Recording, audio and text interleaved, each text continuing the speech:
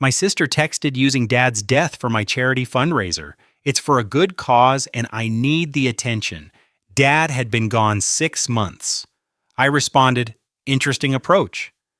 Then I shared her text with our entire family group chat when Mom called her sobbing about exploiting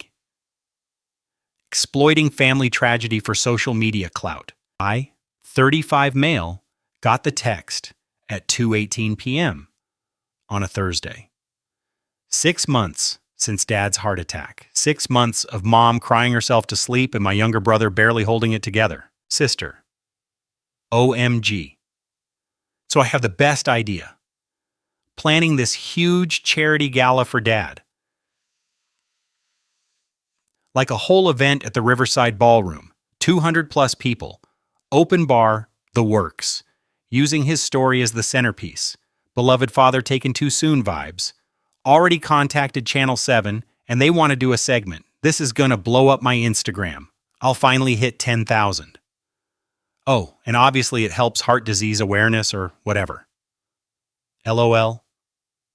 Need you to give a speech, make it emotional.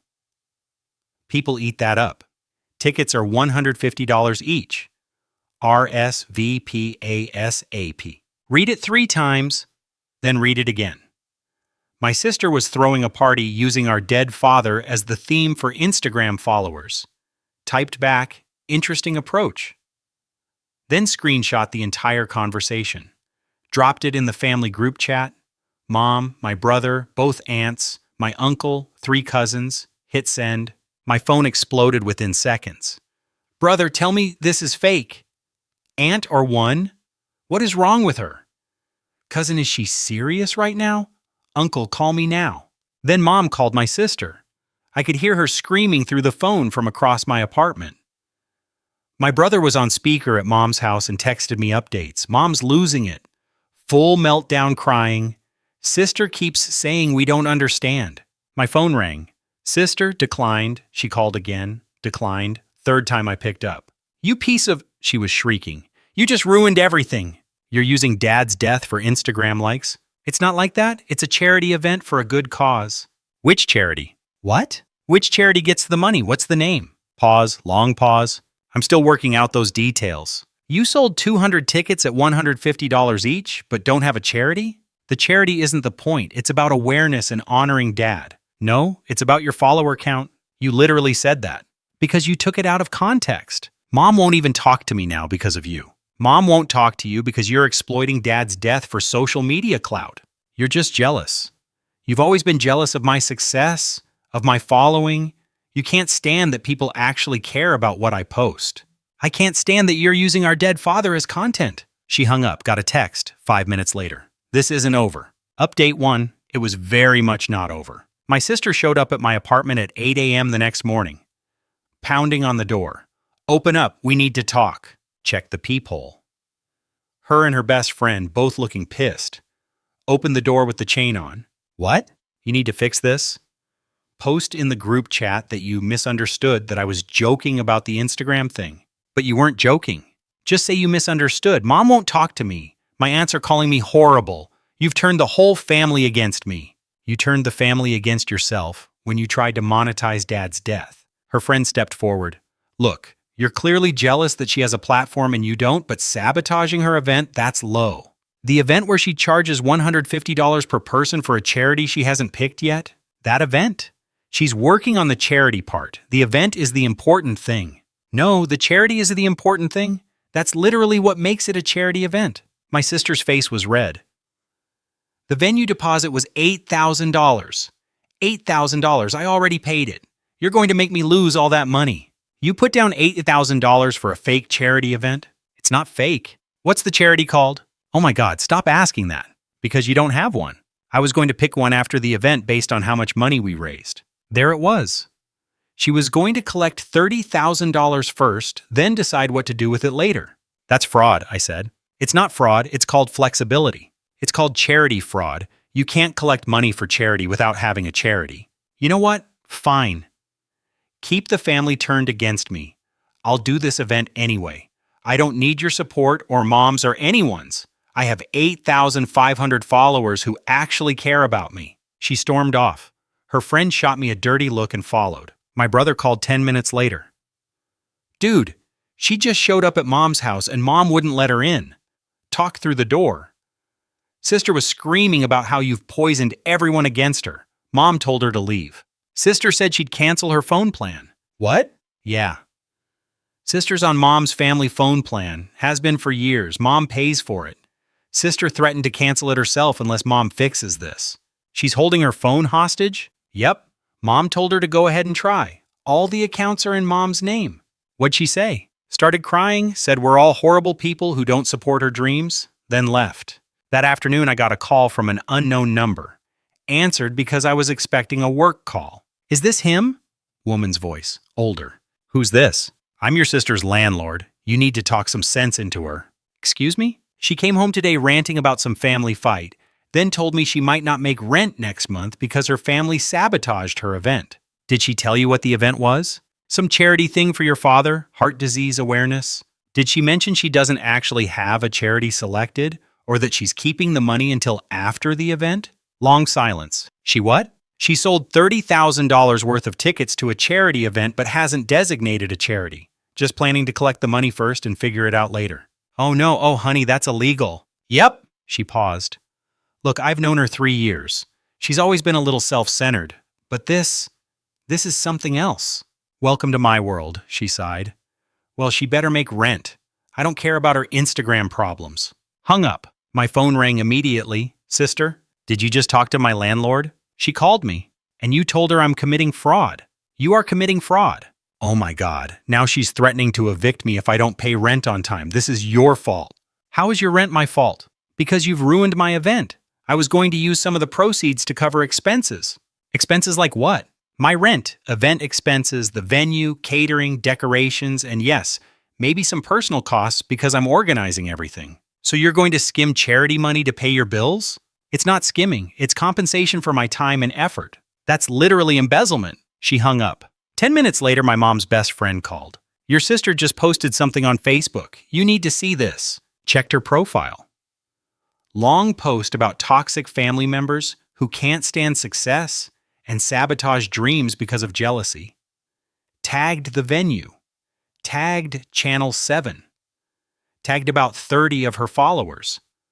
Talking about her beautiful mission to honor her father being destroyed by cruel relatives. Didn't mention the missing charity, didn't mention planning to pocket money. Just pure victim narrative. Victim. Comments were rolling in. So sorry. Family can be so toxic. You're doing an amazing thing. Then someone asked, wait, which charity is this for? She replied, details will be announced at the event. Another comment, why can't you just say now? She deleted it and blocked that person. More comments asking the same thing. She deleted them all. My aunt commented, maybe tell people which charity before taking their money. Just a thought. My sister deleted it and blocked my aunt. Then the venue manager called. Mr. Last Name, we need to discuss your sister's event. I'm not involved in planning it. I understand, but we've been getting calls, lots of calls. People asking which charity this benefits. Your sister won't tell them. She keeps saying it'll be announced at the event. That's concerning. How many tickets has she sold? About 180, roughly $27,000. And she's not being transparent about the charitable designation. We can't have our venue associated with potential fraud. What are you going to do? We're considering cancellation, but we wanted family input first, since this is supposedly honoring your father. My father would be horrified. The family wants nothing to do with this. That's what I needed to know. Thank you. 2 hours later, my sister called, screaming so loud I had to hold the phone away from my ear. They canceled it. The venue canceled my event. Who did the venue? Because people kept calling them asking about the charity. This is your fault. You've been turning people against me. People are asking basic questions you won't answer. Because the charity isn't finalized yet. I was going to decide after we knew how much money. You can't sell charity tickets without having a charity. Stop saying that word. Then stop committing fraud. I've lost everything. The deposit, the catering deposit, my reputation. Channel 7 pulled the story. They said it's too controversial now. You've destroyed me. You destroyed yourself. I hate you. She was sobbing now. I actually hate you. You're jealous of me, of my followers, of my engagement. You're boring and sad, and you had to ruin the one thing I had going. The thing you had going was charity fraud. She hung up, then texted from her friend's phone. You haven't heard the last of this. Update 2. I hadn't heard the last of it. My sister went full psycho over the next week. First, she tried to get refunds on her deposits. Venue said no. Cancellation was due to her refusing to designate a charity per their contract. Catering company said no. Same reason. She lost about $12,000 total. Then she started calling every family member crying, begging them to make me stop, my younger brother. She called me 6 times yesterday, kept saying you're ruining her life and I need to fix it. I told her to fix it herself by picking an actual charity. She hung up on me, my aunt. She showed up at my house at 9 p.m. crying on my doorstep about how the family has abandoned her. I told her she abandoned us when she tried to profit off your father's death. She called me a bitch and left, my uncle. She's posting on Instagram about family trauma and betrayal, making herself look like the victim. Comments are eating it up. Should I say something? Should I? Don't engage. Let her dig her own hole. But the hole she was digging got deeper. Someone from her high school found out about the canceled event. Posted in a local Facebook group. Anyone else buy tickets to sister's charity gala that got canceled? I'm out $300 and she won't refund me. Says all sales are final, but there's no event now and no charity. Isn't that illegal? Others chimed in. Damn, she won't respond to my messages. She blocked me when I asked about refunds. I want my money back. The post got shared and shared and shared. Over 200 comments. People tagging the local news. Tagging Consumer Protection. Tagging the State Attorney General's office. My sister tried to delete her social media, but screenshots live forever. Someone made a whole Google Doc with evidence. Her original post about the event, her refusal to name a charity, her all sales final policy, the venue cancellation, everything. Then the local news called me, Channel 7, the same one that was going to cover her event. Mr. Last Name, we're doing a story about your sister's canceled charity event. Would you like to comment? What kind of story? Consumer protection angle? Several people are filing complaints. There's potential fraud involved. We'd like the family's perspective. Gave them a brief statement. My sister planned an event claiming it was for charity, but never designated a charity organization. When people asked questions, she became defensive and blocked them. Our family had no knowledge of this event and does not support it. Our father would have been horrified. They aired it 2 days later. 5-minute segment. Interviewed 3 people who'd bought tickets. Showed screenshots of my sister refusing to name a charity. Interviewed the venue manager who confirmed cancellation due to fraud concerns. Then my statement. Then my sister's phone started ringing off the hook. People demanding refunds, threatening legal action, calling her a scammer. She showed up at my apartment again, this time at 6 a.m. Banging on the door so hard I thought she'd break it. Opened it. She looked like hell. Hair a mess. Yesterday's makeup. Eyes swollen from crying. You talked to the news. They called me. I told the truth. You've destroyed me. Everyone thinks I'm a scammer. I'm getting death threats. Death threats? Maybe don't commit fraud next time. It wasn't fraud. I was going to donate the money eventually. Eventually? After what? After you paid your rent? After you covered your expenses? After you figured out how much you could skim off the top? I wasn't skimming. It was for event costs. Your landlord said you were planning to use it for personal expenses. Her face went white. She had no right to tell you that. She called me, remember? Because you've turned everyone against me. My own landlord, my own family, the news. Everyone thinks I'm a terrible person now because you tried to profit off Dad's death. It was for Dad, to honor him. Dad volunteered at the food bank for 15 years. Did you donate any money there? What? The food bank? Dad's actual charity, the place he gave his time and money to for over a decade. Did you contact them about your event? Silence. That's what I thought. This was never about honoring Dad. It was about your Instagram followers and making money. You don't understand. I need this. My follower count was finally growing. Brands were starting to notice me. I could have turned this into a real career. Influencing is a real job, not when it's built on fraud. Oh my God, stop. You sold tickets for a charity event without having a charity. You refused refunds. You planned to pocket money. That's textbook fraud. Fine. She was screaming now. Fine. You want me to admit it? I was going to keep some of the money. Happy? I needed it. My credit cards are maxed. My rent is late. I'm drowning. And this was my chance to fix everything. By scamming people using our dead father. She broke down, full ugly crying, snot and everything. I don't know what to do. I don't know how to fix this. Start by refunding everyone who bought tickets. I can't. I already spent some of it. On what? The deposits, my credit card payments, and rent. I thought I'd have $30,000 to work with. I budgeted for it. You budgeted charity fraud proceeds? She left. Didn't say anything else. Just turned and walked away, still crying. My brother texted. She just called Mom. Full breakdown. Admitted she was planning to keep some money. Mom is done. Like completely done. Won't even talk to her. The next day, I filed a complaint with the State Consumer Protection Bureau. Included everything. The tickets, the missing charity, the refusal to refund, the news story, all of it. 2 weeks later, my sister got served. Official investigation into charity fraud. Had to provide documentation, financial records, communications, everything. She called me one last time, voice flat, defeated. They're investigating me for fraud. I could go to jail. Probably not jail for a first offense. But yeah, there will be consequences. I lost my apartment, couldn't make rent, had to move back with Mom. Mom let you move back? She didn't have a choice. I had nowhere else to go, but she barely talks to me, just disappointed looks. Constant disappointed looks? What did you expect? I expected my family to support me, to have my back. We did have your back, until you tried to exploit Dad's death for profit.